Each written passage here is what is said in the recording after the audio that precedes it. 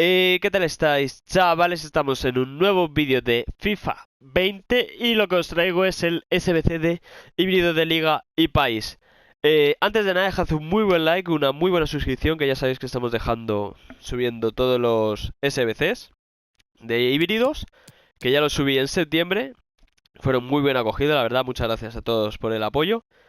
Y lo subo porque mucha gente me pidió los precios actualizados, jugadores que habían fichado por otros equipos, entonces se habían ido de madre el precio.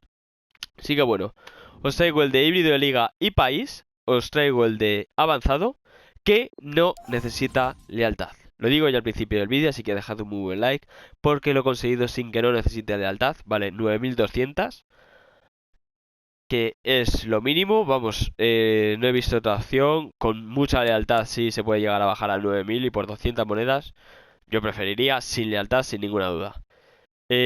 Así que nada, tenéis abajo de todas formas el truco de la lealtad por si no necesitáis para otro SBC. Ya sabéis, usad todos los jugadores intransferibles. Y vale, ya lo he dicho, 9200. Empezamos por Petersen. Arriba a la derecha pone lo de comprado por 550. Gray, Milner, Haverer, Beñat, Melendo, Chilwell, Kemp, Batsuber, Mario Gaspar y Karius. Así que bueno, tenéis aquí justo la lealtad y todo por 9200. Vamos a ver el sobre, aunque yo creo que este sobre no nos va a dar las 9000 monedas. Habéis visto cómo he hecho el truco, para ver si lo consigo gafar. No panelea, no lo he conseguido gafar. Así que bueno.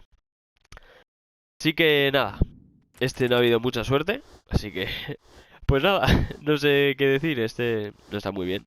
Pero bueno, ya sabéis que siempre ganáis monedas si los acabáis haciendo todos. Así que nos vemos en el siguiente vídeo y no olvidéis dejar vuestro like y vuestra suscripción. Adiós.